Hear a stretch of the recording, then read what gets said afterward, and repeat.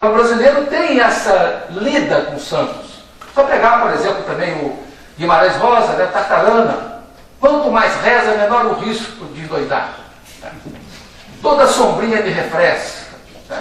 Essa imagem do brasileiro, né, que conjuga, né, que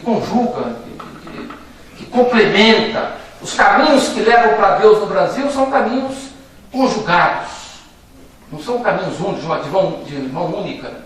Esse é um traço que marca o brasileiro. E o Gilberto Velho conclui dizendo o seguinte, muito forte essa colocação dele.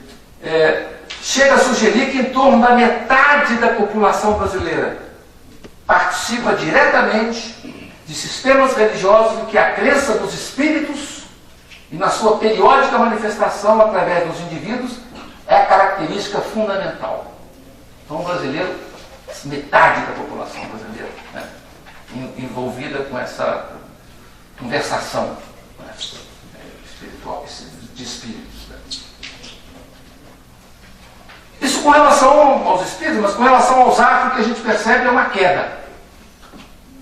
E curiosamente a maior presença afro não está na Bahia, está no Rio Grande do Sul, por causa da Umbanda.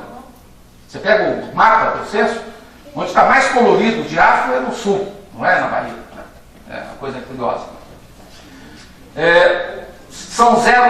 Representa 0,3% da declaração de crença só. Na última década a Umbanda cresceu um pouquinho, mas em geral a Umbanda está caindo. Sempre caindo, e o Candomblé crescendo um pouco, mas cresce. Essa é a realidade. O Candomblé, que em 2000 contava com 139 mil adeptos, aumenta para 167 mil adeptos, ou seja, um aumento de 28 mil adeptos na década do Candomblé. Mas o que os autores que trabalham em religiões afro falam, todos eles, é que o censo oferece números subestimados da presença afro, que também impregna muito a sociedade. A música, né? Música. Maria Bethânia, Dorival Caymmi, Gilberto Gil, Caetano Veloso, no teatro, e a presença afro também é forte. Tradições indígenas, eu só passar batido que eu quero terminar. Tradições indígenas, quem fez a pesquisa foi uma pesquisadora antropóloga de Juiz de Fora, Elizabeth Pisolato, mulher do Marcelo Camurça, que é uma grande cientista da religião, ciência social da religião, que também escreveu o nosso livro. A Beth, ela fala o seguinte, o censo mostrou o quê? Que a categoria raça e cor é inadequada para favorecer o autorreconhecimento indígena para muitos dos adeptos, né, que se autodeclaravam indígenas. Porque tem, por exemplo, Santo Daime está dentro das tradições indígenas, por exemplo. Né? Então, o que ocorre, segundo os dados do censo, é aqui. Interessante. Presença significativa de indígenas que se autodeclararam sem religião. 14,5%. Indígenas que se autodeclararam evangélicos, 25%. A presença da Assembleia de Deus é enorme. As missões evangélicas no mundo é um tema forte de pesquisas da Unicamp, né?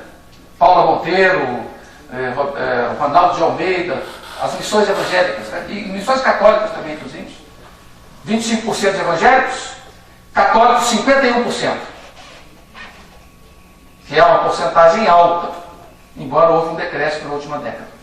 E o que aumentou foi que indígenas se declaram indígenas.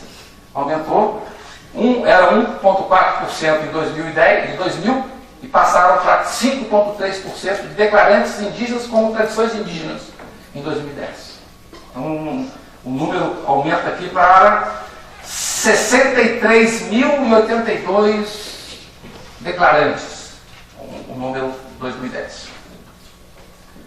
Religiões orientais coitadas, muito pouco representadas no Brasil. Né?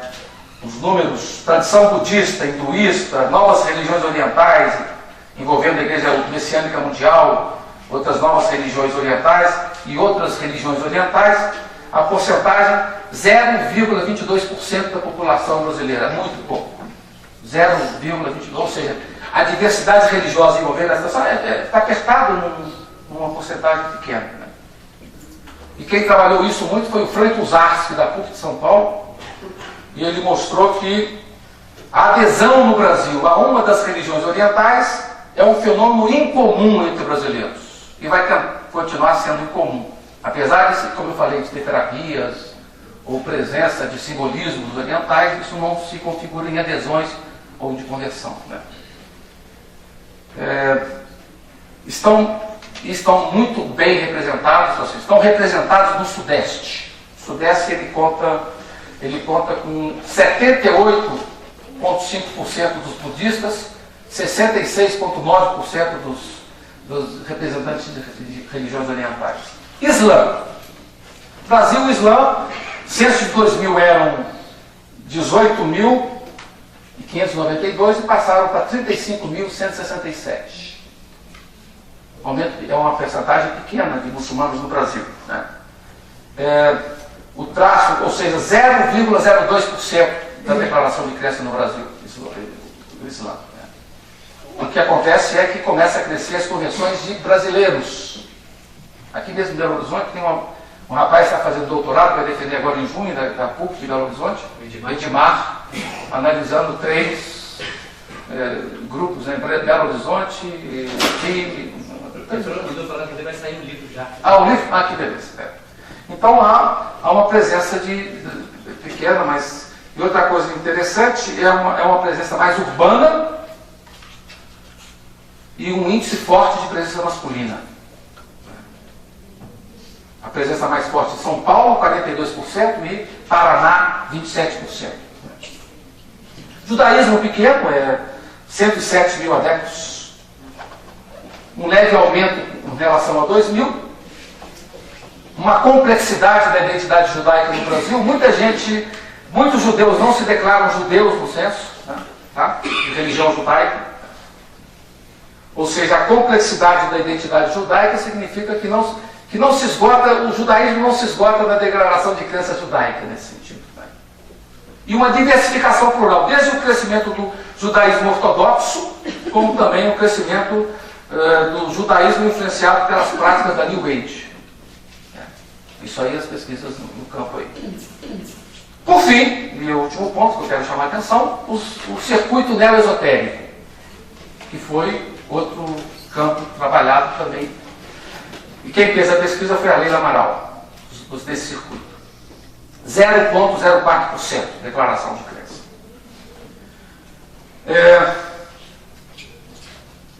Mantém o mesmo patamar do censo de 2000, com um aumento reduzido de 67 mil declarantes em 2000 para 74 mil em 2010. O que significa esse circuito neoesotérico? Significa que aumenta no Brasil a disponibilidade de indivíduos para a experimentação religiosa. E circulam nos circuitos, né? Quem trabalha muito isso também em São Paulo é o Mística Urbe, como é que chama aquele professor de São Paulo famoso? Trabalha essa tema. São os dois que trabalham no Brasil, né?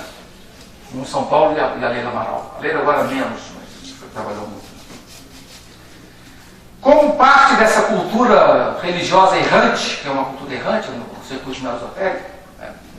Inserem-se aqueles que migraram das religiões institucionais. Aliás, eu não falei isso para vocês, mas o Ronaldo Almeida cunhou essa expressão interessante: o catolicismo é o doador universal. Doador universal. Por isso que eu conversava com os maristas hoje sobre o ensino religioso e falava como que deve ser difícil você da instituição católica, que vê a cada década caindo a presença católica, e ouvir professor de ensino religioso falar da importância do diálogo e do pluralismo. Né? Ou seja, você tem que trabalhar essa tensão, sabe? Porque muitas pessoas falam assim: nós temos que trabalhar a identidade, porque o que está acontecendo é uma crise do catolicismo. Então há uma certa dificuldade que os professores encontram em alguns segmentos, né, de batalhar em torno do ecumenismo, batalhar em torno do diálogo em instituições católicas que veem a experiência da crise acontecendo. Né? Então é uma coisa que apareceu muito nos debates hoje para os maristas. O que a Leila descobriu na pesquisa dela do censo? Ela falou o seguinte, né? há um número reduzido de declarações de pessoas no circuito neoesotérico. Por quê? Porque ela fala, as pessoas que estão nesse circuito não se definem desse circuito. Quer dizer, os neoesotéricos não falam que são neoesotéricos, né? Não falam que são de tradições esotéricas. O número reduzido de declarações desse campo tem também a ver com o fato de que as pessoas que se inserem no circuito neoesotérico não se definem ou se reconhecem nessa rubrica do censo. Eles encontram, diz ela, pulverizados entre diversas categorias, sobretudo entre os espiritualistas, que é outra categoria do censo, entre os sem religião e também entre os católicos, né? As tradições cristãs, particularmente na tradição católica em particular. Né? Então, no fundo, esse é o quadro da presença que fala um pouco, e o último capítulo do livro que ele escreveu foi o Ronaldo de Almeida da Unicamp, que ele fala então de como é que se dá essa, ele chama de como é que se dá o trânsito religioso no Brasil, mas privilegiando o processo de transmissão religiosa na família. Na família. Partindo desse pressuposto, da importância dos domicílios como espaços privilegiados da reprodução religiosa, o Ronaldo de Almeida lança a hipótese de que a família vem perdendo o seu lugar na transmissão da propagação da religião. A família está dividida, né? Está cindida internamente em função dessa presença. Meus queridos, é mais ou menos isso. Muito obrigado.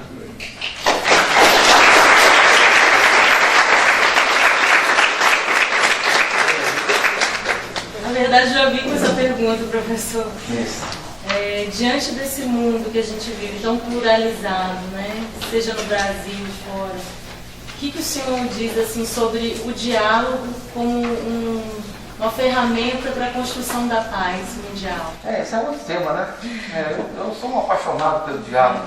Eu talvez me inseriria naquele quadro dos como é que o Berger falou? Esse é o termo deles.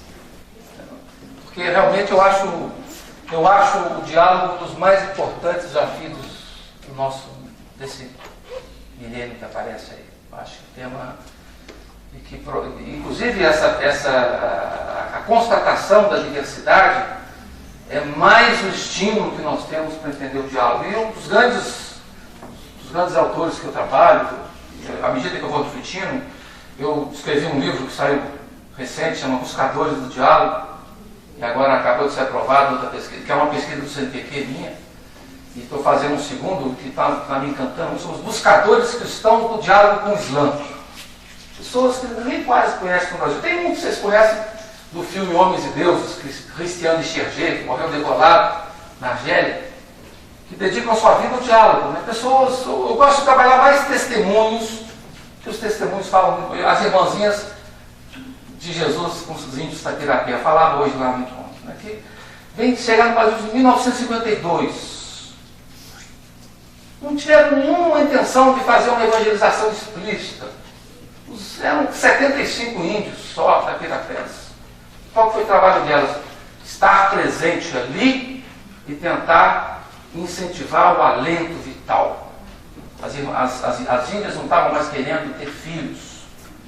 Como acontece em Dourados, no Mato Grosso, o descrença, o desencanto. Então o trabalho delas foi simplesmente estar ali, junto deles e delas. E hoje os Tapirapés, né, se irradiam. Então é isso.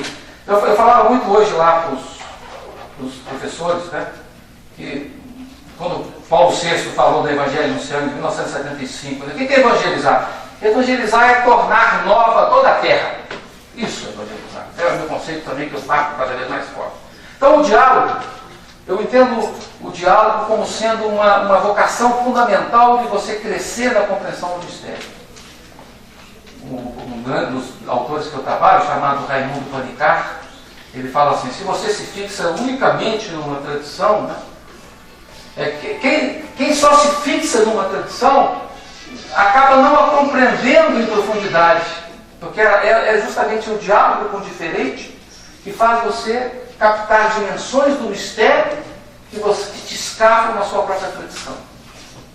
Na aula passada, eu estou dando um curso de mística islâmica esse semestre, e trabalhei com um autor chamado Al-Halaj, com meus alunos.